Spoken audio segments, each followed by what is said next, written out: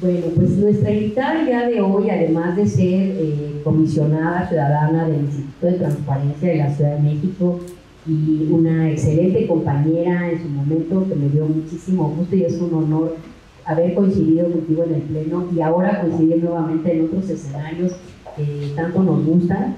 Pues bueno, les voy a platicar una breve semblanza de su trayectoria, que es de verdad muy amplia. Ella es politóloga por el Instituto Tecnológico Autónomo de México, con especialidad en aplicación teórica y estadística para la creación de modelos teóricos de ciencia política por el Washington University in St. Louis. Investigadora independiente en Reforma, el Colegio de México, en Varieties of Democracy, Global Standards, Local, si lo leo bien, sí, gracias. En Visión Legislativa y el ITAM. Cuenta con más de 200 publicaciones, fue coordinadora de Transparencia y Parlamento Abierto en la Asamblea Constituyente de la Ciudad de México. Con 25 años de experiencia en temas legislativos, transparencia, partidos políticos, apertura institucional y democracia, fundó Visión Legislativa, cuya misión es contribuir a fortalecer la democracia a partir de la investigación aplicada. Forma parte de la Red Latinoamericana de Transparencia Legislativa, de Opening Parliament y de las organizaciones que impulsan el Parlamento Abierto en México, que por cierto debo de decir aquí, es fanática y acérrima luchadora por el tema de Estado abierto. Ella no habla de gobierno abierto, habla de Estado abierto. Y bueno, esta semana vas a participar, ¿no?, en un evento muy importante que hay aquí en México, que es el Open o Weekend, ¿no? La verdad es que, bueno, pues qué lástima que bueno, pero a ver si ahorita nos puedes platicar un poco de eso para dejarlo aquí documentado. Y fue, bueno, también entre otras cosas, fue coordinadora de la Comisión de Gobierno Abierto y de Transparencia Proactiva del Sistema Nacional de Transparencia durante el periodo 2020 y 2021, que gracias a eso se llama ahora Estado Abierto, ¿verdad? Comisión de Estado Abierto. O sea, es muy innovadora en ese tema. Es integrante de la Red Internacional de Justicia Abierta, la RIJA, de la Red Académica de Gobierno Abierto, RAGA, y de la Red de Politólogas, de la Red Internacional de Círculo de Mujeres de Paz, de la Red de Mujeres por la Transparencia, que nos honramos ahí de pertenecer todas las que estamos aquí, muchas gracias de verdad por eso, y de la Red Internacional de Mujeres Observadoras Electorales. Ha sido consejera del periódico Reforma, México, ¿Cómo vamos?, de Universal, e integrante del Consejo Consultivo del Instituto para el Desarrollo Democrático y la Competitividad. Ella actualmente, como les decía en un principio, es todavía comisionada ciudadana del Instituto de Transparencia de la Ciudad de México, y digo todavía porque está por concluir el plazo. Adelante, gracias. Entonces, bienvenida mi querida Carmen. ¿Quieres la base con el micrófono o el micrófono solito, como tú quieras? Hay que ver si está encendido. Y bueno, pues vamos a darle un nutrido aplauso a nuestra querida Carmen. Gracias, Carmen, bienvenida, y estamos aquí muy atentas para escucharte. Pues encantada, muchísimas gracias, querida Viviana, por esta invitación. Para mí siempre es me siento muy honrada de que me inviten a compartir experiencias. Realmente ya llevamos unos 30 años haciendo distintos tipos de aportaciones, de aprendizajes, y concretamente también poder hacer enlaces y dejar abierto el canal, por supuesto, de parte mía con la Barra Nacional de Abogados es realmente un honor. Sobre todo porque en materia de apertura institucional siempre es mejor ir construyendo, en colectivo y entre distintas disciplinas. También dentro del doctorado que realicé de mediación y negociación, pues es un programa multidisciplinario donde estamos personas que hacen abogacía, psicología, por supuesto trabajo social, bueno, yo politóloga también, en fin, y quienes hacen comunicación. Entonces, me parece que esa perspectiva integral nos lleva siempre a lugares más lejanos. Y uno de los temas que me interesaba mucho y le comentaba yo a Viviana, de poder exponer, compartir con ustedes, es en materia de justicia abierta y construcción de paz. Porque muchas veces la paz la vemos así como muy lejana, algo inalcanzable. De hecho, casi siempre nos vamos en las narrativas públicas y reflexiones hacia la parte, pues, del conflicto. Y claro, creo que aquí la gran tarea siempre va a ser partir de que el conflicto es intrínseco a la humanidad, siempre va a estar ahí.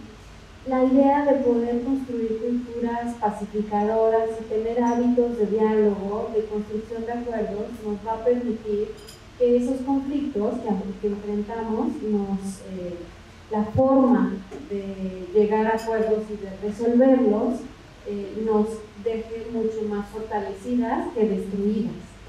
Y me parece aquí que el uso de medios alternativos de solución de controversias, en el caso mexicano, porque tenemos una nueva ley, ¿no?, aprobada por el Congreso, también nos deja ver toda esa parte de cómo podemos aprovechar la apertura institucional, no solo en los medios alternativos, sino también en todo el bagaje legal, constitucional, marcos normativos del país.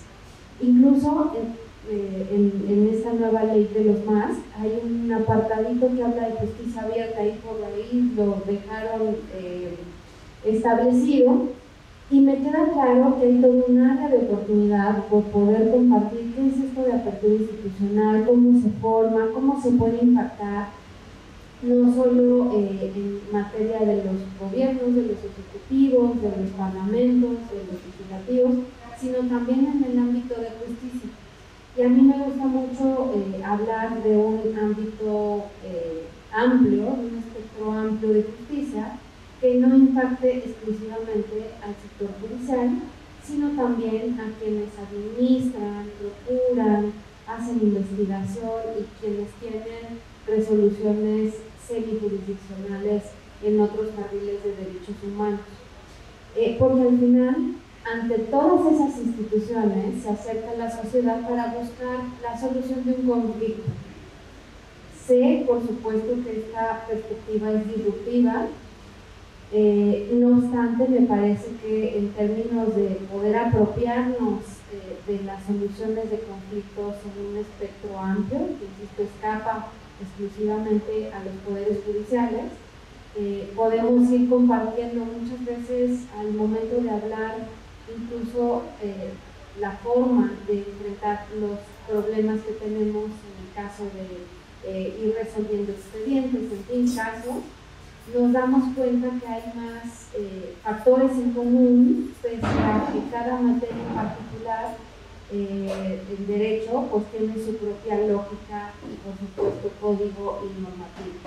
No obstante, la apertura institucional desde el ámbito de justicia nos permite justo poder ampliar nuestra perspectiva, ¿no? Entonces, estamos hablando de la inclusión de fiscalías, de instituciones autónomas como desde derechos humanos hasta, por supuesto, de acceso a la información, porque también nosotros resolvemos conflictos respecto a protección de datos, que es esta comisión, ¿no?, a elementos de transparencia y, por supuesto, de acceso a la información.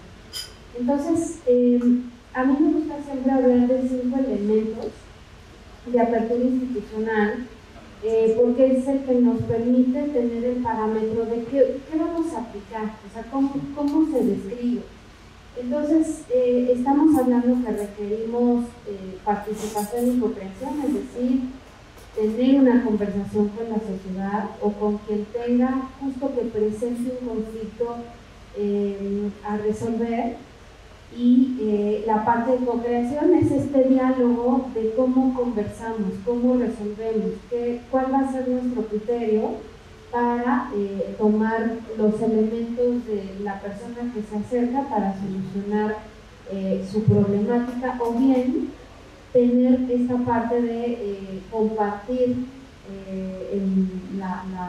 si son medios autocompositivos, ¿no?, para resolver problemas, poder guiar de una manera diferente.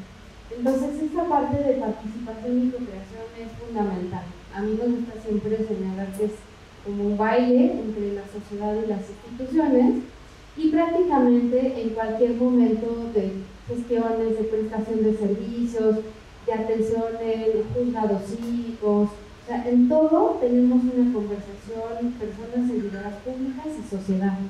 Y es ahí donde vamos a dar justo esa conversación y donde se aplica ese elemento. También otro, y pues es parte de la generación de confianza, está la transparencia y el acceso a la información. No hay manera de también rendir cuentas si no hay transparencia. De tal forma que ese es el elemento que nos va a permitir dar continuidad con la generación de confianza. La integridad y prevención de conflicto de intereses también. Pues es fundamental, porque cómo nos vamos a acercar en materia de justicia a buscar una solución si quien tenemos enfrente no le tenemos esa confianza, porque no hay necesariamente estándares de integridad, ¿no? Y bueno, pues entre más podamos desarrollar estos elementos, más vamos a tener confianza con quien nos estamos comunicando, ¿no? Y esto es parte de la buena gobernanza, del buen gobierno, de las gestiones que tengan realmente un factor incluso de democratización interna, ¿no? Otro de los elementos que a mí me fascina es el lenguaje sencillo. De hecho, por ahí les dejamos algunos materiales, si quieren conservarlos, querida Viviana, y poderlos repartir para posteriores reuniones, encantadas, porque hemos generado con varias comunidades de academia y de sociedad civil guías para poder aterrizar esta parte del lenguaje sencillo y ir más allá del derecho a saber, sino más bien ubicar el derecho a entender, que casi es poco referido, pero el derecho a entender lo que implica es cómo nos comunicamos para que las personas tengan una mayor comprensión de lo que estamos trabajando o de cómo estamos prestando un servicio o de cómo realizamos nuestras sentencias. En fin, una de estas guías la presenté el año pasado, o a principios de año, se me van un poco los tiempos, en el Senado de la República, porque justo es cómo podemos acercar ya cosas co-creadas muy concretas de justicia abierta para que mejore la impartición de justicia al momento de hacer una resolución o una sentencia, cuáles son las características que pueden facilitar y el uso del lenguaje que podamos adoptar. O sea, las palabras son mágicas, o sea, cuando realmente utilizamos la palabra adecuada, constructiva, positiva, sencilla, muy concreta, vamos a llegar más lejos que con toda una argumentación que por supuesto jurídicamente es necesaria, pero que no llega necesariamente a la persona afectada o que busca una solución. Entonces, si podemos resumir qué determinamos como autoridad en pocas palabras y de manera muy concreta cuál es el camino a seguir, vamos a facilitar, y el sustento narrativo, legal que podamos dar, por supuesto, estará como acompañando, ¿no? Porque si no tampoco hay validez, ¿no? Validez jurídica. Sin embargo, esta parte de priorizar a la persona que se está acercando con nosotras como autoridades es fundamental. Y esta parte de comunicación de verdad es como hacer una deconstrucción en nuestras propias profesiones y carriles de expertices en las que estemos. Porque sí, el simple hecho de ordenar los argumentos de manera distinta y luego de simplificarlos y adicional de ponerlo en un lenguaje que cualquier persona lo pueda entender, es un gran reto, ¿no? Un gran reto, porque salimos como muy, y para eso también estamos, quienes ejercemos profesiones muy especializadas, pero que realmente bajarlo y no tocamos a la sociedad. Entonces, me parece que aquí el corazón de la justicia abierta y de toda la apertura institucional es eso: cómo te vas a acercar, cuál es tu disposición como autoridad y como estructura institucional para poder dar señales claras de que sí estás pensando en la persona y en cómo se va a llevar una experiencia más sencilla de su proceso de resolución de conflictos. Porque sabemos que cuando llegamos ahí, pues tenemos una serie de vulnerabilidades de acuerdo al caso que tengamos, de violaciones, o sea, la temática ya es muy compleja, como para que encima se tope la persona con toda una muralla y que no pueda permear al menos algunos elementos de empatía que, con independencia de la sentencia o la resolución que se tenga, ya recibió un trato diferente.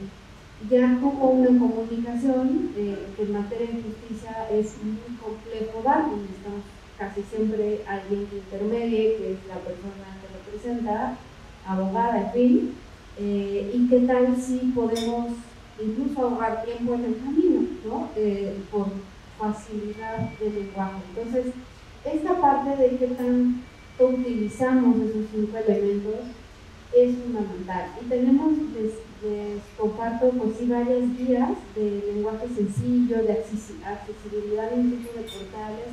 Tenemos incluso algunos decálogos de cómo, y ese ejercicio fue muy interesante porque dimos una asesoría técnica especializada con sujetos obligados a transparentar en Ciudad de México, que son cerca de 150, 146. Y hablamos sobre el lenguaje sencillo. Entonces invitamos a una persona académica del Instituto de Investigaciones Jurídicas, abogado de profesión, y a quien hace sobre todo divulgación jurídica, pero que de formación es, me parece, no es comunicóloga, es mercadóloga. Y fue algo muy interesante porque los demás las dos personas iban a aportar justo hacia cómo podemos facilitar nuestro lenguaje. Y para los sujetos obligados de la ciudad fue más sencillo, por supuesto, porque era más familiar, el lenguaje de derecho normativo de abogado, que de la mercadóloga, que era un lenguaje más cercano a la sociedad. Entonces, de repente justo vimos cómo el lenguaje técnico estaba más cercano a las instituciones y el lenguaje más social, sencillo, estaba más cercano a las personas. Entonces, fue como ver el mar ahí de Moisés dividido, ¿no? Por un camino, y dijimos, ¿cómo hacemos como para justo vincular? Entonces, esta parte de saber apropiarnos, y sobre todo todos ustedes que manejan en lo cotidiano, esta parte de cómo resolver conflictos en materia penal, familiar, civil, pública, en fin, cualquier ámbito, cómo poder generar una buena experiencia. Casi no lo pensamos, ¿no? ¿Cómo vamos a generar una buena experiencia en los juzgados? ¿Cómo voy a generar en un litigio, en un juicio oral? No, o sea, realmente ni siquiera lo tenemos en nuestro chip. Entonces, esa parte de cómo podemos sí ir volteando hacia allá, y poco a poco también estoy cierta que no es sencillo, porque primero hay que apropiarnos de una forma de una perspectiva para irla como permeando. Y va de la mano de qué entendemos con paz, ¿no? Regularmente, les decía en un principio, es la forma de acercar las soluciones a los problemas que enfrentamos. Si nosotras vamos haciendo uso del diálogo, es un elemento indispensable. Podemos dialogar si es que cumple con ciertas características, si hay una escucha activa, comunicación compasiva o comunicación no violenta, que es como la parte de uso del lenguaje para construir otra interacción con las personas. Siempre decimos, es que las personas tenemos 2 orejas y una boca. Pues entonces, tendríamos que contar con una posición de mayor escucha que de habla. Entonces, ¿cómo le hacemos, no? Y es ahí donde, en la parte de autoobservación, verificamos si realmente sí lo hacemos o no. Y eso lo vamos permeando, por supuesto, al momento de ejercer cualquier cargo de responsabilidad o de estructura institucional. De tal manera que la paz positiva, no sé si ustedes habían escuchado de positiva, negativa. Yo la primera vez que lo escuché me cayó la verdad bastante mal. ¿Cómo puede haber paz negativa? Exacto. Y resulta que la paz negativa es la que no se adquiere, la que con las guerras o problemas bélicos se impone. Es el manotazo en la mesa de ya estuvo bueno, aquí se sosiega, ¿no? Y la paz positiva es útil, es necesario. Suelo usarla. A veces es necesario. Pues sí, a veces sí. Adelante. Y la paz positiva es esa parte de cómo vamos adquiriendo herramientas colectivas e individuales de diálogo. Y lo vamos adquiriendo porque el diálogo resulta efectivo. Porque si dialogamos y no nos lleva a nada, no, pues nos vamos de la mesa y digo, no quiero continuar. Pero si es efectivo y nos da un resultado que se acerca a lo que esperamos, lo vamos a querer realizar. Y es ahí donde vamos construyendo paz positiva a lo largo desde nuestra conducta individual, de nuestra comunidad, cualquiera que sea, desde la barra de abogados, ¿no? De cómo hacemos uso de ese diálogo. Entonces, ya vamos a ir adquiriendo herramientas porque nos gustó, nos llevó a buen camino y lo probamos y vamos modificando, porque no todo diálogo implica necesariamente llegar a un acuerdo, implica escuchar, implica ceder, implica negociar, y todas esas herramientas también, por supuesto, se aplican en la justicia abierta.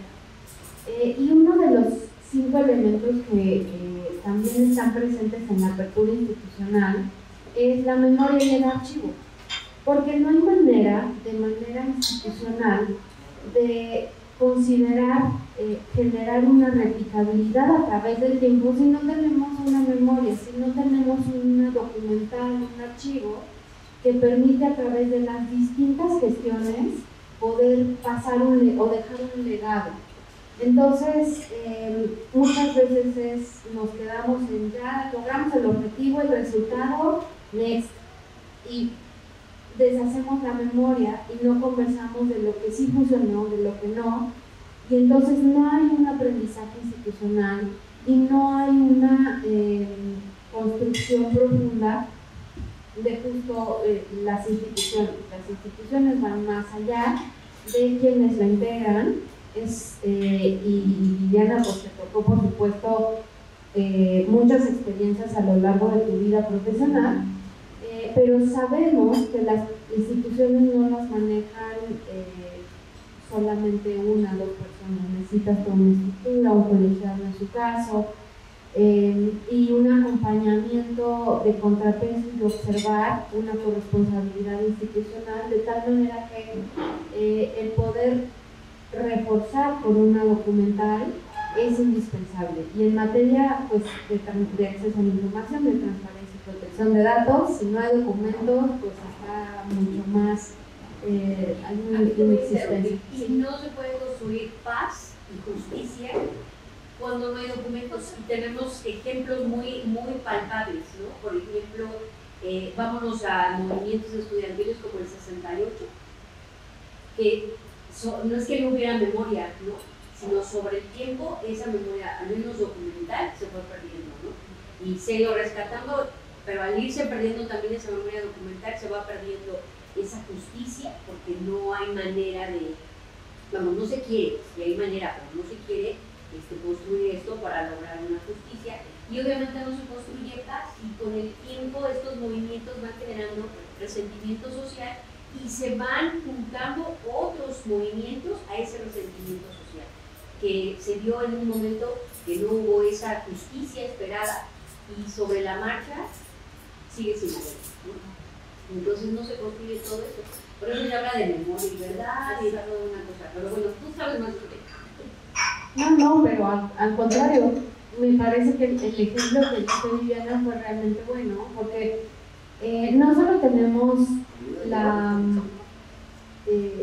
relevancia de la memoria del movimiento del 68, también está parte de los llamados colectivos públicos muy dolorosos, es la memoria respecto a personas desaparecidas, a la parte de madres buscadoras, y los movimientos sociales que se han dado también, por supuesto, en otros países. O sea, si no tenemos una memoria, no hay manera de tener un aprendizaje histórico. No hay manera de decir que sí tenemos una administración, procuración, impartición de justicia con parámetros de derechos humanos. Entonces es ahí, y claro, o sea, tejemos el qué cantidad de trabajo hay que resolver a través de los casos que enfrentamos. Y bueno, pues la construcción institucional o el tamaño de la institución que afronta esa cantidad de casos a resolver. No obstante, esa sobrecarga de trabajo no tendría que borrar la perspectiva de derechos humanos que hay detrás. Eso es algo fundamental, o sea, porque con independencia incluso de la labor que llevemos en la cotidianidad, en el ejercicio profesional, somos personas y también nosotros vivimos conflictos y también estaremos justo recurriendo a la ventana que me pueda dar una solución al conflicto que en lo personal yo tengo. ¿Cómo quisiéramos vivir esa experiencia? Me parece que es la forma donde tendríamos que tener ese parámetro y ese foco, o sea, para saber que si yo estuviera del otro lado, cómo me gustaría que me atendieran. Y va de la mano en el cómo estamos en el país. O sea, porque hace algunos días presentaron la actualización del índice de paz, tanto mundial como por ahí, creo que va a ser el 11 de junio, que van a presentar la actualización del índice del Estado de Derecho por parte de World Justice Project. Entonces, aquí vemos en colores más rojos, naranjas en el mapa, que es donde hay menos paz. Y los entendemos. Punto de rojo. Sí, exacto. Y otros, sí. Y ese es el parámetro que tenemos que tener siempre en nuestra cabeza de si lo que hacemos en materia de justicia cumple con otros elementos para contribuir a esto. Porque por supuesto que todas contamos, o sea, es que… Claro, todos hacemos un cachito. Por supuesto. Y a mí me gusta siempre tener esa perspectiva de dejar de vernos al ombligo, que sí es muy importante vernos. Sí, pero ¿dónde estamos paradas y qué vamos a aportar al país que tenemos? Entonces, realmente sí hay alarmas mayúsculas de construcción de paz, de falta de legalidad, de violación de derechos humanos. Incluso en México, pues hemos, bueno, en México y en el mundo, por ahí hay otro mapa y unas gráficas de cómo ha ido, digamos, avanzando la autocracia, la falta de democracia en la toma de decisiones, que también, por supuesto, impacta en la participación, en las ganas, o sea, en el respeto a la legalidad, que es una de las cosas que se mide. También en este control se hace por variedades de democracia un reporte anual de cómo está la democracia en el mundo, y realmente también los colores rojos oscuros, o sea, son las autocracias muy fuertes, y los azules los donde hay más democracia. Y pues también México estamos en el equipo. Y hemos tenido un declive muy fuerte a partir de la pandemia, y no solo la pandemia, sino posterior. O sea, cómo recuperamos esa participación y esa construcción y ese respeto a la legalidad y a los derechos humanos, porque pues estamos también como el calentamiento global, no, o sea, en rojo absoluto. Entonces, todas estas estadísticas que les comento o mapas más que quedarnos con una parte de un número, impactan en para qué queremos justicia abierta, para qué queremos construir sociedades, comunidades, grupos con mayor característica de uso del diálogo y de llegar con otras disposiciones.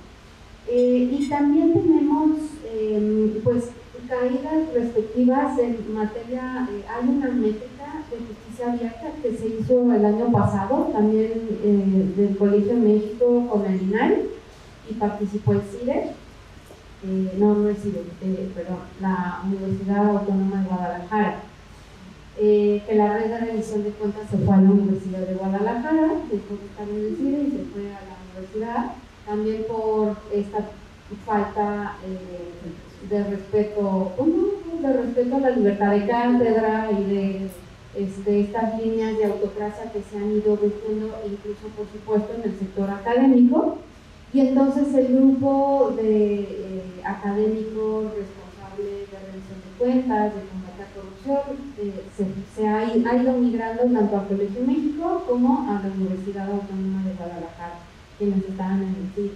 Entonces, digamos, ellos son los que elaboraron esta métrica de justicia abierta, y por supuesto también lo que vemos es que a nivel país estamos reflejados, ¿verdad? Estamos cerca del 42%, de punto 42 en una escala de 0 a 1, de tal manera que pues también son números, son elementos de qué es lo que queremos remontar, dónde queremos aportar, qué sí podemos hacer, pero también esta parte creo que es de responsabilidad propia y no apabullar, sino más bien qué pedacito, con qué pedacito sí puedo contribuir. Y bueno, pues también hay distintas métricas de gobierno abierto que impactan la revisión no solo de los gobiernos ejecutivos, sino también de las instituciones judiciales. Y ahí se marca desde los tiempos que se presta un servicio, la experiencia de usuaria de ese servicio, si hay apertura o no en quienes prestan los servicios, de tener retroalimentación de la sociedad, en una serie de variables que ustedes pueden revisar para pues, tener este aprovechamiento. Y finalmente creo que esta parte, cómo seguimos interactuando para pues, pasar de los naranjas y los rojos a los verdes o los azules, ¿no? ¿Cómo le hacemos? Y ustedes aquí en la barra tienen un papel realmente crucial, porque, y por eso insisto, muy privilegiada soy de haber recibido esta invitación, Viviana. Nosotros de que nos acompañes, de verdad, con un tema interesante y novedoso, porque normalmente esto no se trata aquí. ¿Sabes qué pasa? Perdón, ahorita que me ibas a decir, pero eso es lo padre también de cuando venimos juntos, que lo bonito es que puede uno hablar y tenemos pocas oportunidades. Perdón, la grabación, perdón. Sí, perdón, sí. No, decía que a veces sí se aprovechan las oportunidades. No se escucha, creo que no lo aprendí. No más para el. Ahí tiene un botoncito blanco. ¿No? Ay, perdón. Yo te llevo yo por el Zoom. Pero una de las ventajas de tener de a veces cuando no hay mucha gente, es tener la oportunidad de dialogar con ustedes y aprender y como que hacer una retroalimentación más en chiquito, que también es parte de nuestras ventajas, ¿no? Y lo que dice Viviana es que a veces no sabemos ni siquiera qué es justicia abierta. O sea, yo antes de venir decía, no, está muy interesante, viene la comisionada y todo, pero no sabía bien qué es justicia abierta.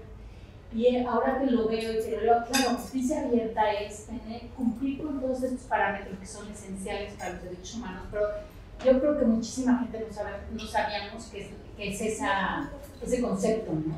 Entonces es interesantísimo. Esto es súper, esto es súper importante, Carmen, y de verdad ojalá que la grabación se difunda en la barra, sí, porque los abogados no lo entienden el tema, no lo conocen el tema, y no se dan cuenta que hablar de justicia abierta y todo lo que nos está exponiendo magistralmente Carmen,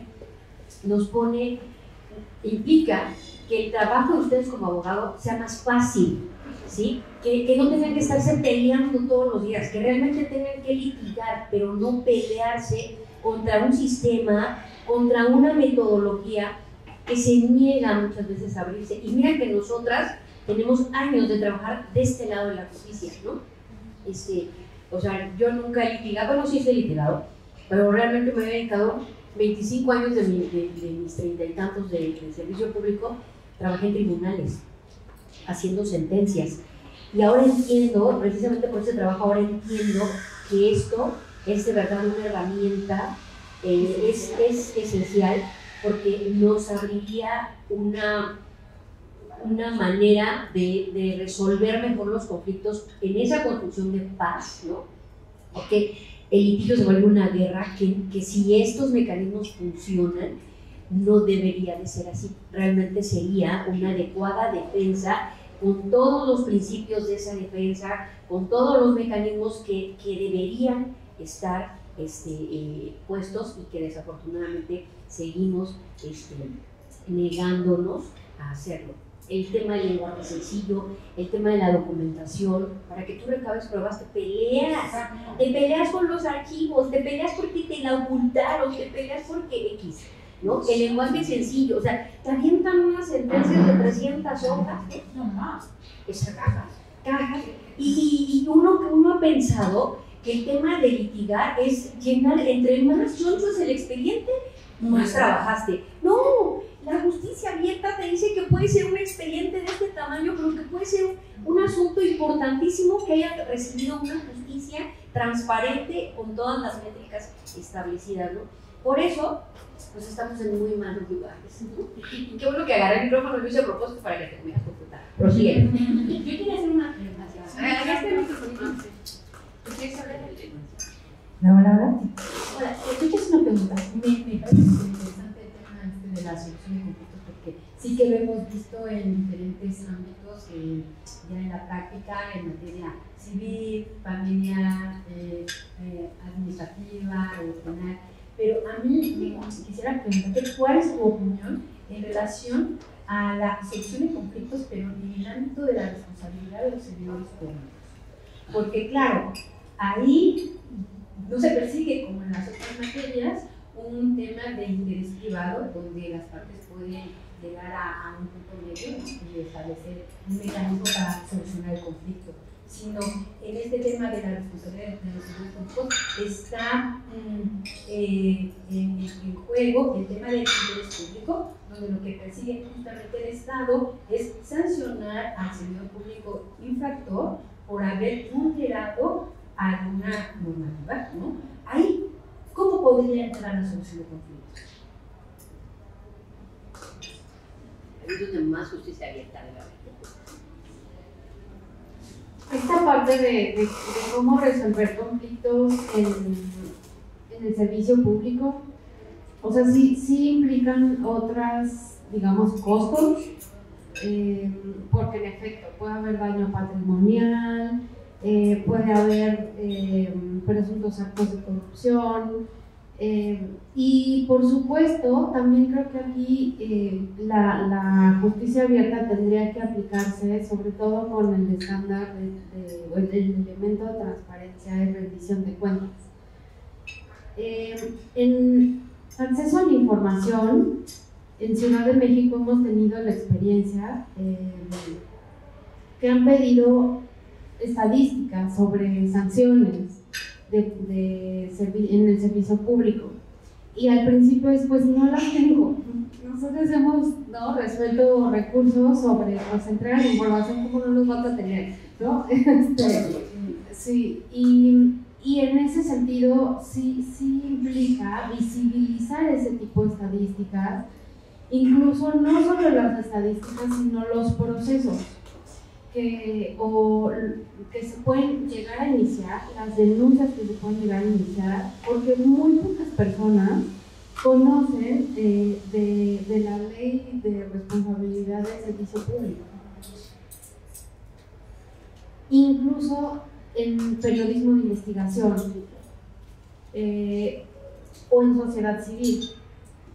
Regularmente la herramienta que más se utiliza es solicitemos información y lleguemos a conclusión. Pero ¿qué va a pasar después de ahí? En actos, por ejemplo, de presuntos desvíos de recursos públicos. ¿Qué pasa después de ahí? Vas a presentar una denuncia justo porque hay un daño patrimonial o no.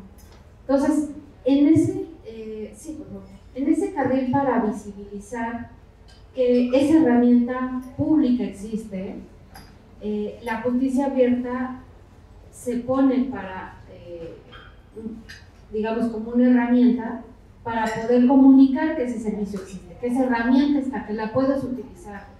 O sea, digamos, es más para visibilizar que eso existe, más que para facilitar la solución del conflicto.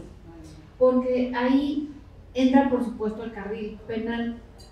Entonces, ya en materia penal, por supuesto, la justicia abierta entra, pero en la parte de visibilizar procesos, de clarificar y de quienes estén involucrados no haya, por ejemplo, este conflicto de intereses, ¿no? O sea, esa es otra. Ah, no, pues es que te está litigando o está resolviendo el caso tu jefe superior, ¿no? O sea, ¿qué tanto se aplica ese elemento de prevención de conflicto de intereses en este tipo de casos? Ah, pues tendría que ser visible, ¿no? Sabes que si no tiene nada que ver o si yo estoy involucrada, llamo a otra persona que sí pueda resolver el caso para no tener ese conflicto ahí y cuidar la objetividad y por supuesto la legalidad.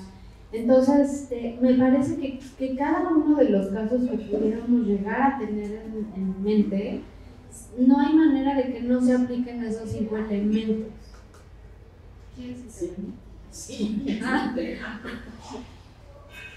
Muchas gracias, extraordinaria exposición y temas desconocidos y en los cuales creo que todos los abogados tenemos la obligación de estar actualizados.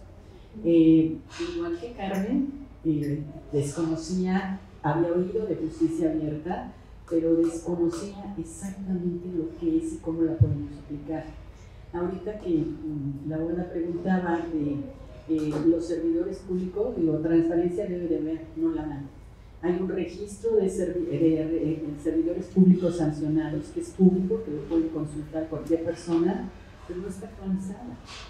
Está sancionada y no lo puedes visibilizar, ¿no? Y es un registro público, así como las empresas sancionadas por cuestiones de responsabilidades en alguna relación que tuvieron en el sector público, con la administración pública federal sobre todo, ¿no? Y también estatal muchas veces se desconoce si existe.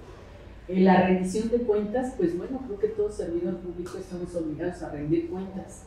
Y hoy, lo voy a decir, en esta administración, no se ve que pues, las unidades administrativas, las instituciones como tales, rindan cuentas, y menos que esas cuentas sean transparentes.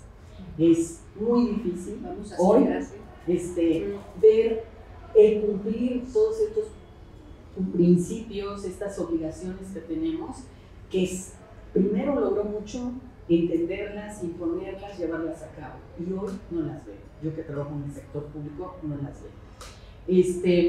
El ver que los servidores públicos pueden ser responsables de muchos actos, pues sí, primero pues son las responsabilidades de carácter administrativo, derivadas de una responsabilidad también patrimonial, y pues hechos que pueden constituir un delito con delitos específicos de los servidores públicos, ¿no? Que hoy también en eso no hay transparencia. Antes se veía, bueno, pues la relación de los servidores públicos involucrados en denuncias por cohecho, por enriquecimiento ilícito, por mil hechos que habían hecho. Hoy no se sabe de las denuncias presentadas por creo que hoy hay más denuncias presentadas por personas físicas, por instituciones, por empresas, en contra de la administración pública federal y administraciones locales. Y no veo la transparencia, ni mucho menos la rendición de cuentas por parte de los denunciados. Es triste, pero así es. Muchas gracias por todo esto, ¿no? Muchas gracias. Yo te quiero hacer otro comentario. Se está trabajando a través del Sistema Nacional Anticorrupción y con los sistemas locales en la conformación de una plataforma que se llama Plataforma Nacional Digital, ¿no? Y tiene 6 módulos. Esos módulos tienen que ver uno con las declaraciones patrimoniales, que ya se conecten, ¿no? O sea, a través de un solo mecanismo, porque cada Contraloría tiene el suyo, cada dependencia tiene el suyo, en fin. Entonces, que ya a través de esa plataforma todo el mundo coloque ahí su declaración para que realmente pueda haber un cruce y una detección de enriquecimiento o de algún desvío. Bueno, hay otra plataforma de contrataciones públicas, hay otra plataforma de sancionados, y se me están escapando las otras 3, pero tienen que ver con eso, ¿no?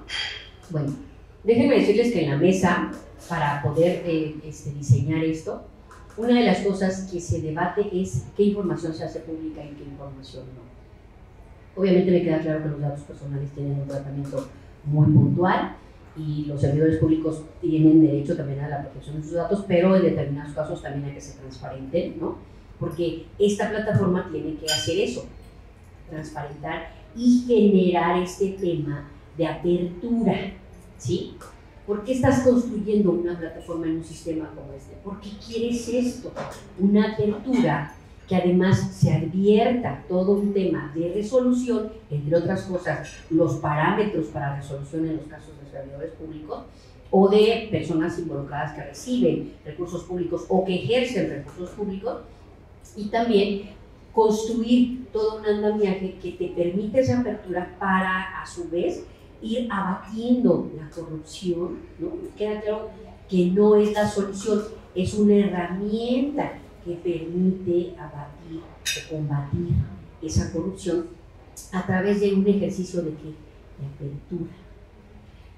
De ese ejercicio de apertura que te va a permitir que además adviertas que se está construyendo justicia en este sentido, que hay una resolución de procedimientos dentro de estos parámetros, ¿no?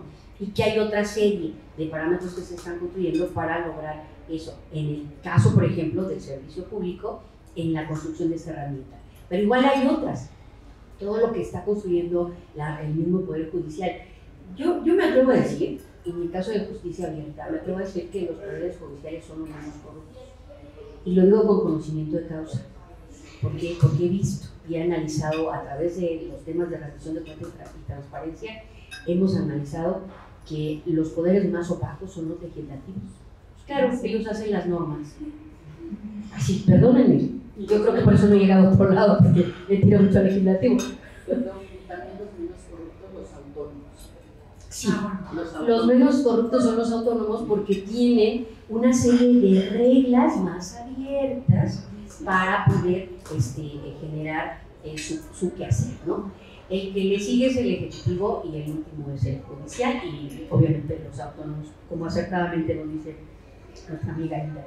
Entonces, en todo esto, entender que este tema de la apertura implica que logremos procesos y procedimientos más justos al hablar de justicia, más justos, y dentro de eso justo, obviamente, más transparentes, más rendición de cuentas, un trabajo más democrático que nos lleva a construir esa paz en la que hay acá. A construir esa paz, a donde nosotros como abogados, insisto, no nos vamos a tener que estar peleando con el sistema. Vamos a litigar por la justicia para una persona, pero realmente nos hemos acostumbrado, y por eso es tan importante este tema, a pelearnos con el sistema, y el litigio no es eso. Y si abogáramos por todo esto, el litigio todavía sería más hermoso, ¿no? Entonces, por eso para mí, Carmen, perdóname que me haya colgado del micrófono un tantito, era tan importante traer este tema a la mesa, en una comisión que no solo hablamos de datos y de transparencia y de otras cosas. Y fíjate que no lo pensé, pero nos hubiéramos juntado también con la anticorrupción para poder hacer un match, ¿no? Y más adelante yo creo que podemos hacer algo, hacer un match y de verdad meterle a los abogados esta idea, ¿no? O sea, ¿por qué la importancia de la justicia abierta? Y Creo que tú nos lo vas a seguir explicando mucho mejor. Ya te conoces. Oye, sí, y si nos puede también compartir la presentación para poner el concepto y que se empiece a visibilizar la conciencia del concepto, ¿no? Sí, claro que sí. Nos vamos a hacer materiales también. Sí, por ahí tenemos, si quieres el concepto de estado abierto, para ver algunos elementos, aquí traje varios. Bueno, se lo reparto, yo ya estoy aquí apuntando para poder decir. Y dejamos algunos otros en la mesa. Pero sí, son de distintos. Debe agarrar uno de cada uno, tiene que. Sí, claro que sí. Y tienen el código QR para que puedan descargar los materiales. Ajá, sí. Y lo que hemos ido construyendo, justo lo comentaba también, agradecer, Viviana, esta referencia del trabajo sobre estado abierto, que he ido impulsando en el Sistema Nacional de Transparencia. Porque incluso la Ley General de Transparencia y la Ley Federal establecen un concepto de gobierno abierto enfocado, claro, o sea, el nacimiento del gobierno abierto surge de Estados Unidos y el concepto en inglés hace sentido porque es gobierno abierto, es Estado abierto, en realidad es incluyente del resto de los poderes del Estado. En español, pues la perspectiva es que los gobiernos se limitan sobre todo a los ejecutivos. No necesariamente abarcan a los autónomos, a los judiciales, a los congresos, cada uno tiene su propia palabra, digamos. Y esta parte de ir migrando hacia un estado abierto implica poder incluir no solo a las instituciones del Estado, sino también a las personas y a la sociedad. Incluso, por supuesto, por ahí, yo tengo un blog en Animal Político que bueno, ya un poco me he dado de percibir, pero que inicié ya hace algunos años y que serán fácil unos 10, justo cuando estaba todo el debate de la ley general en el Congreso, escribí un artículo sobre la relevancia de una sociedad abierta. O sea, fue la primera vez que se utilizó justo pues, esta perspectiva de sociedad abierta, porque no hay manera de generar apertura institucional sin una sociedad que observe, que denuncie, que exija, que sea contrapeso. Entonces, la apertura institucional, de hecho, a mí en otro tipo de más exposiciones académicas, me gusta mucho hablar que la apertura institucional es tan nueva o tan antigua como la democracia griega, ¿no? Porque ahí justo se habla de cómo se participa y cómo se incluye lo que las personas proponen en las decisiones de quienes nos representan. Y la apertura institucional realmente, estas distintas olas que se han realizado a nivel mundial surgen desde contextos distintos. El caso del Parlamento Abierto surge de la exigencia de organizaciones de sociedad civil en el mundo. El caso de Gobierno Abierto surge de la gestión de Barack Obama, es decir, desde el gobierno, de la intención de ser transparente. En el caso de Justicia Abierta también está la patita del lado de sociedad civil. No ha sido tan contundente como de Parlamento Abierto a nivel mundial, sino un como cuentagotas. De ahí, por ejemplo, la relevancia de la Red Internacional de Justicia Abierta, de cómo queremos la justicia, con qué características y con qué proximidad social. Entonces, en esta perspectiva, he ido impulsando el pasar de gobierno abierto a estado abierto. Entonces, ¿eso cómo se observa? Que los lineamientos actuales del Sistema Nacional de Transparencia ya se habla de manera uniforme de estado abierto, no de gobierno abierto. Y también en los programas de acceso a la información ya se incluye también el estado abierto y no un gobierno abierto. Y eso nos permite tener la oportunidad de apropiarnos más de la apertura institucional desde prácticamente cualquier ámbito. Claro, no solo del gobierno. Exacto. Y no solo es de aquella institución que tiene la buena voluntad, o sea, la apertura institucional, el corazón y la propietaria original es la sociedad. Entonces, hemos también ido conceptualizando ya, presentando un concepto de lo que es Estado abierto. Incluso esto lo presenté en la Universidad Complutense de Madrid, justo en el máster que tienen de Derecho Parlamentario y Electoral, y con quienes llevan la parte de Derecho Constitucional. ¿Por qué? Porque aquí en esta definición lo que observamos es que es un modelo de gestión pública, es decir, cualquiera lo puede operar. La apertura institucional, la obligación es como la democracia de apropiárnosla, y no es de nadie y es de todos, en el sentido de corresponsabilidad y por supuesto de también hacer la realidad. Entonces, aquí hablamos, y esta conceptualización ha sido producto de la interacción en ámbitos académicos, de utilizar, por supuesto, la apertura en planes de acciones y en el diálogo cotidiano. No es producto teórico, sino es de la aplicación también, y me parece que por eso es una valía adicional. Y aquí lo que me gusta mucho subrayar es que se incorpora de manera efectiva, es decir, no simulaciones, la mesa de Parlamento abierto, que no te lleva a nada, ¿no? Te lleva a visibilizar, pero no necesariamente incorporar en la decisión legislativa lo que la sociedad está compartiendo. Que se escucha, ¿no? Perdona. Sí. Se hacen unas mesas enormes y todo el mundo aporta, pero a la mera hora siguen resolviendo con sus acuerdos políticos. O sea, pero ya hicieron Parlamento abierto, eso no es Parlamento abierto. Entonces, por eso esa parte de manera efectiva es crucial, y con eso iniciamos. Sí. No, que lo que estaba pensando ahorita es, ahí viene la rendición de cuentas, porque todo el tiempo que has estado hablando de esto del Parlamento abierto y todo, el riesgo también es confundir el Parlamento abierto con la falta de liderazgo y toma de decisión. Al fin y al cabo, al final, la toma de decisiones de quien le corresponde votar, tomar la decisión, ¿no? Y esa le va a corresponder aunque oiga quien oiga. Ahí el tema es la rendición de cuentas. O sea, no voy a dejar mi responsabilidad de que voy a decidir yo porque me compete, y al fin y al cabo, pues si no nos quedamos ahí oyendo a 4.500 personas, pero ahí está la rendición de cuentas.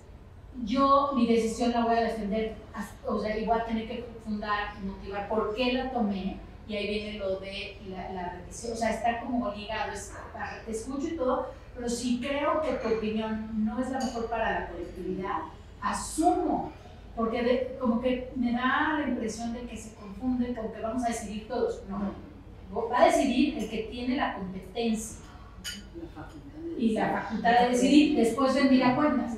Habiéndote escuchado, pero si no coincide, a él le corresponde porque es el que fue votado, el que le corresponde esa posición, porque si no, empieza a pulverizar las facultades, y entonces no acabas nunca. 100%. De hecho, la apertura institucional no requiere, ni de broma, abdicar de las responsabilidades de quien es autoridad, o de quien es representación popular, no. O sea, es como una buena política pública. Cuando se hace bien, se incluye las necesidades de las personas para quien se va a dirigir la política pública, pero la responsabilidad es de los gobiernos, es de las gestiones, por supuesto. Y ahí es este factor de cómo puedes, y tú lo comentabas igual así, o sea, tienes que fundar y motivar por qué decidiste y por qué elegiste lo que estás sustentando. O sea, no hay manera. Pero la posibilidad de escuchar es tu obligación, porque tú llevas una representación, porque tú tienes un canal y facultades legales y constitucionales que te habilitan para ello, y no te mandas solo. O sea, punto. Como para el Día de la Niñez, trabajamos con un grupo de niñas, niños y adolescentes en el AJUSC, y resulta que tenían la peculiaridad, y yo tenía un poco de mis reservas por nuestra capacidad de adaptarnos, porque son hijos de migrantes internos de México, indígenas, no escolarizadas, y tienen distintos albergues. Hicieron un albergue en la Jusco con el Centro de Capacitación Educativa Nacional, junto con CEPI, que es la Secretaría de Pueblos y Barrios de la Ciudad de México. El chiste es que nos invitaban, porque tenemos un cuento para justo incentivar a niñez hacia preguntar por la información. Y al principio yo les decía a las niñas y niños, es que ustedes son propietarias de la información, no, pero y el gobierno no nos hace caso, y el gobierno, porque todos lo escuchan de su entorno. Dije, es que el gobierno, o sea, realmente está ahí para ti, porque tú lo formas, tú lo eliges, o sea, tú decides. No tienes que pedir autorización, tú le exiges al gobierno, sea quien sea, se llame como se llame. Entonces tú tienes derecho a pedir información, la que se te ocurra, sin límites. Entonces fue maravilloso porque abrían sus ojillos, ¿no? Es cierto. Es cierto. Y justo es ahí donde, o sea, el Estado y las autoridades y los poderes, en fin, las decisoras, no nos mandamos solos. O sea, tenemos una encomienda de la sociedad.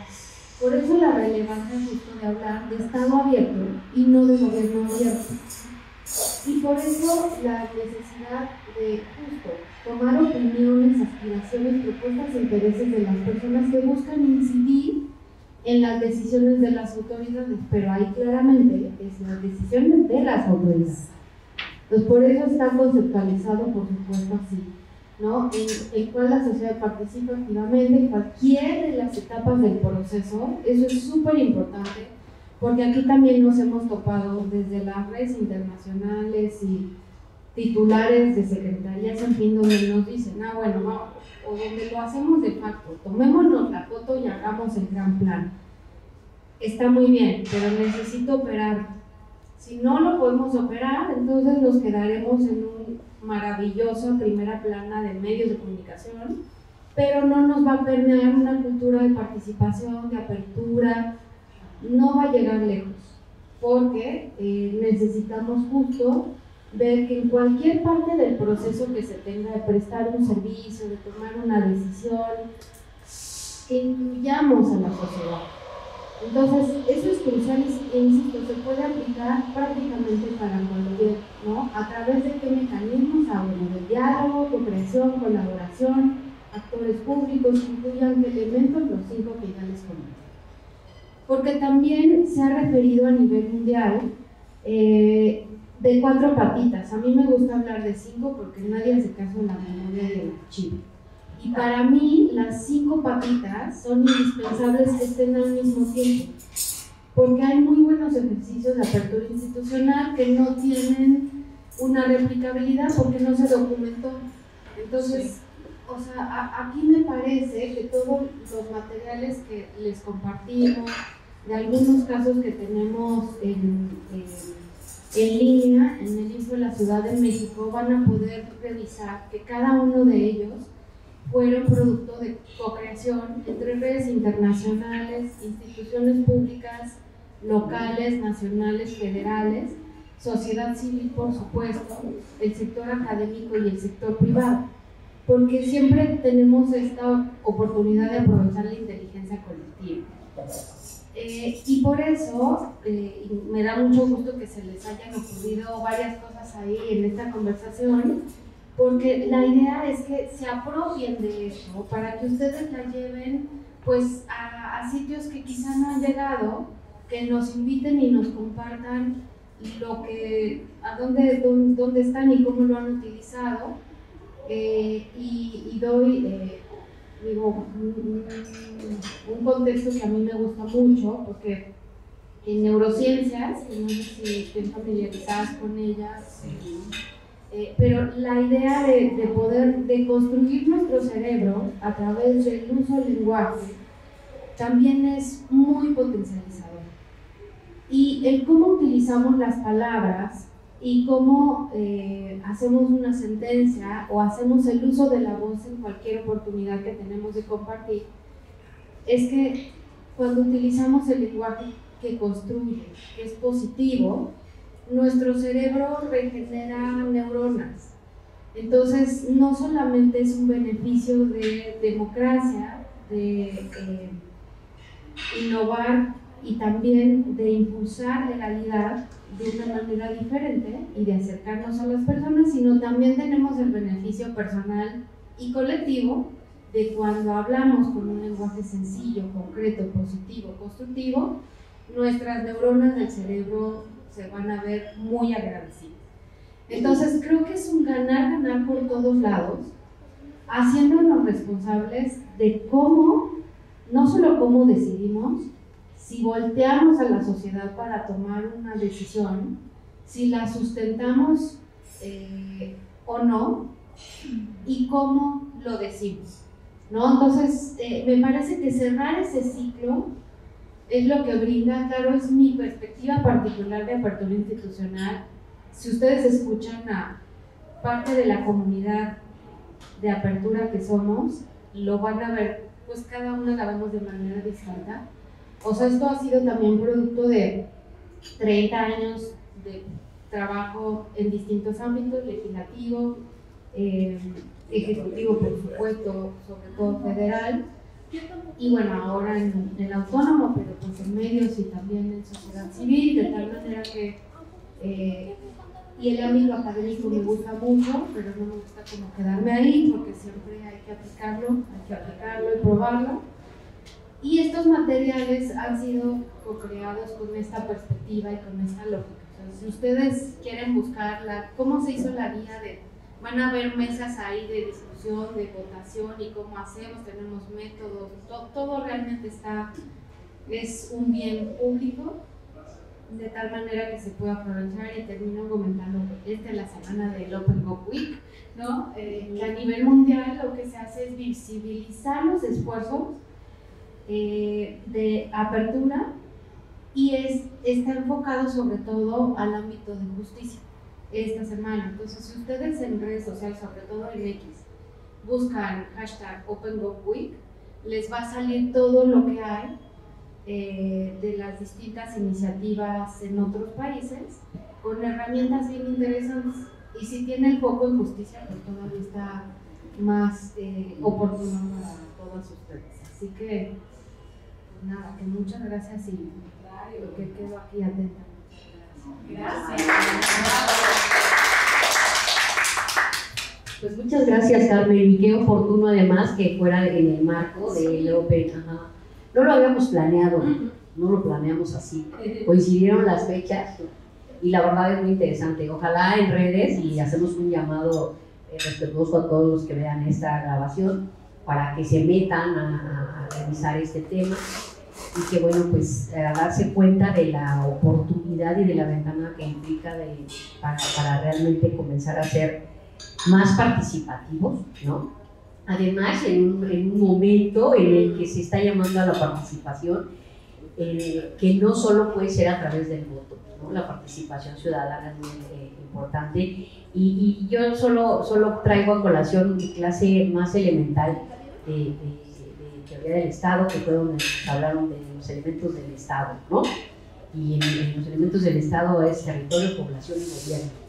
Y entonces, por eso, cuando hablamos de Estado abierto, va más allá, ¿no? No solo es un elemento que es gobierno, sino es todo lo que el gobierno hace en ese elemento territorio, con apoyo, colaboración y ayuda de la población.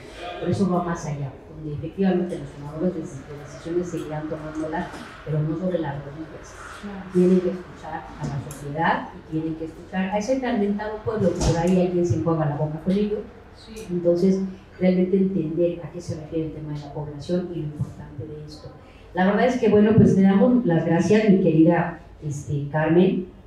Qué bueno que tomaste el tiempo de venir acá a compartirnos este tema, y que de verdad hacemos un llamado muy respetuoso a todos los abogados para que se involucren, lo conozcan, lo estudien y comiencen también desde su trinchera a contribuir al ejercicio de un Estado abierto con una justicia abierta que construya paz. Paz muy necesaria en nuestro país, ¿no? Si no entendemos esto, jamás vamos a transitar a un tema de paz, ¿no? Y no es con abrazos, es con construcción de elementos de este tipo. Adelante, si gustan hacer una preguntita, mi querida Carmen, con tu microfonito, porque recuerda que no sale. Aunque toda la participación es saludable, no nada más con el voto, pero en el voto es justo donde sí está nuestra decisión. Sí, claro. O sea, sí, y lo importante de hacerlo con estas herramientas. O sea, de gobierno abierto, de por lo menos tomar un poquito de tiempo a ver quiénes son mis candidatos, o tomar una decisión si voy a votar por tal partido, porque, o sea, me da la impresión que mucha gente ahorita ya tiene la decisión de no, pues a mí sí me ha gustado cómo está este gobierno, entonces yo voy a votar todo por el partido ahorita oficial, y hay otros que no, pues a mí para nada, entonces yo ya ni me voy a molestar en buscar, voy a votar todo por la oposición. Sin embargo, no está mal cada quien sus decisiones, pero sí creo que en el ejercicio de todas estas herramientas que tenemos, podrías como no decir, bueno, dentro de esta decisión pues, puedo votar por el PAN, por el PRI o por el PRD. No, imagina, aunque tú ya hayas decidido votar por la oposición, sí puedes elegir qué tipo de partido, porque tienen beneficios distintos. Entonces, ¿por qué ideologías? ¿Qué han defendido antes? ¿Qué tipo de leyes han defendido? ¿Qué tipo de leyes no han defendido? O sea, tomamos unos minutitos para decir, bueno, ya tomé esta decisión y voy a votar así, porque quiero efectivamente, porque no hay revisión de puesto, pero dentro de esa decisión también puedes tomar otras con la información que hay ahí, ¿no? O sea, me parece que eso también hay que difundirlo especialmente ahorita, porque como que generalmente votamos sin investigar, y hay tantas herramientas ya disponibles o sea, con un clic de saber qué consecuencias va a tener mi decisión, quiénes son los plurinominales, o sea, si voto por tal partido, quiénes van a llegar, cómo ha votado antes, o sea, con que veas su historia en Twitter del congresista, te vas a dar cuenta qué ideología tiene, o sea, son cosas tan sencillas que nadie nos dice y que me parece que ahorita sí es el momento, porque es ahí donde me toca. Si no hicieron caso de este gobierno abierto, pues es donde yo decido, porque tú dices, bueno, pues es el gobierno que tú quieres y tú le exiges. Bueno, si no dio cuentas, le exijo. Sí, adelante, Hilda. O Maru, ¿no? Pues nada más felicitarla. Me quedo muy contenta y muy interesada en este tema. Por supuesto que voy a abocarme a leer lo que nos han compartido el día de hoy y a difundirlo, al menos en mi equipo de trabajo, en mi empresa, para transmitirles pues estos nuevos conceptos que existen y valores sobre todo, ¿no? Institucionales, personales, de sociedad y de comunidad. Muchísimas gracias. Muchas gracias. Gracias por sus inquietudes, eso me entusiasma porque es lo que nos va dando movimiento al uso de la apertura, y sin duda alguna creo que también tenemos enfrente de esta elección en urnas de representaciones populares, el cómo se ha utilizado o no la transparencia, la protección de datos, el acceso a la información. Hay casos, por supuesto, muy delicados de vulneración y violación de derechos humanos.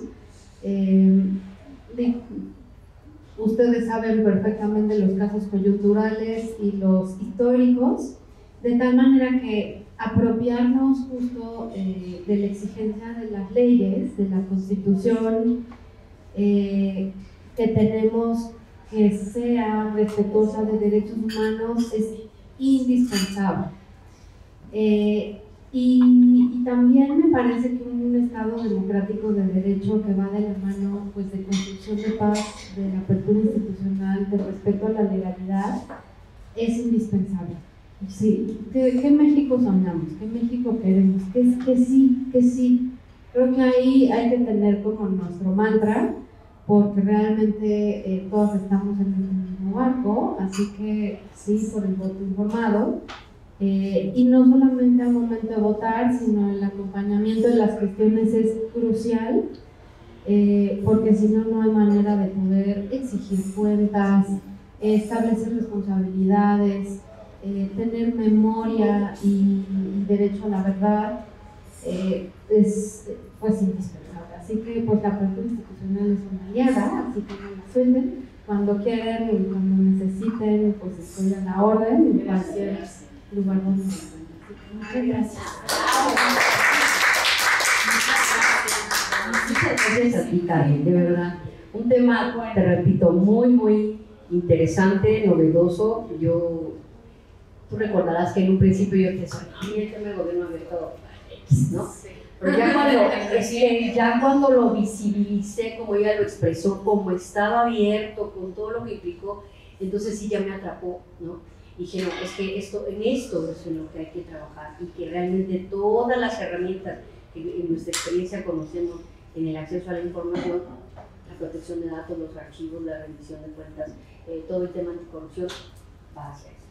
Y la verdad es que es como me atrapó y dije, sí, es algo que tenemos que seguir impulsando y ahorita no hay que considerar que estamos predicando en el desierto, al contrario, estamos sembrando esa cepa de la cual va a surgir esta plantita que tiene que regarse por todos para que sea una realidad el tema de Estado abierto y desde luego la justicia abierta en el caso de los abogados, ¿no?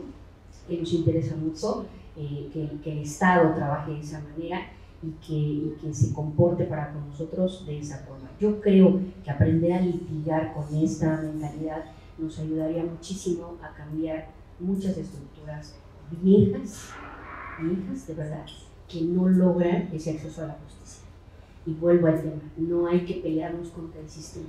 Nosotros como abogados tenemos que aprender a construir esto. Tenemos que aprender a construir, somos los conocedores de este tema por excelencia, ¿no?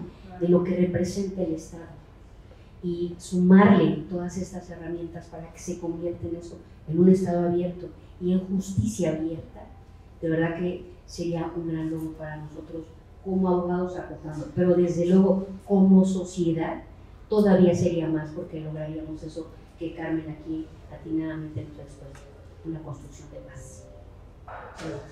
Y eso es en lo que debemos trabajar los abogados, en la construcción de paz a través de esta justicia. Pues Carmen, muchísimas gracias, de verdad Carmen, tú sabes que no ha sido fácil convencerte, pero ahora estoy plenamente convencida por el conocimiento de causa, sí, de verdad. Llegamos a tener unos debates muy interesantes, sí, en el sistema inclusive, ¿no? Yo formaba parte de las comisiones jurídicas, obviamente de la de datos y demás, y el tema me choqueaba, ¿no? Y de verdad que no, conforme lo fui entendiendo, lo fui aterrizando, ahora soy fan del tema, ¿no? Y ahora desde las trincheras donde estamos, pues lo vamos a seguir impulsando, que estamos a la primera vez que nos visites, logremos con la difusión de esta excelente exposición de tu parte y de estos materiales que vamos a difundir. Yo ahorita ya los difundí ahí en el chat y voy a colocar los QRs para que lo consulten. De verdad, llamar a la comunidad, particularmente a la comunidad de abogados, pero a todas las comunidades a las que hemos tenido oportunidad de dirigirnos para que sigamos construyendo esto. De verdad, eres un paladín en este tema, de verdad. Y no te lo digo de coba, tú sabes que yo no digo ese tipo de cosas, lo digo de verdad de corazón. Y bueno, pues te queremos entregar a nombre de la barra un reconocimiento por tu tiempo y por las brillantes ideas que nos pudiste exponer. Y bueno, pues rápidamente te lo leo. Mira, la barra mexicana Colegio de Abogados otorga el presente reconocimiento a María del Carmen Nava Polina por su participación en la sesión de la Comisión de Protección de Datos Personales y Transparencia como ponente con el tema Justicia Abierta y Construcción de Paz en la Ciudad de México, el 28 de mayo del 2024, y tengo que firmar, te lo parece.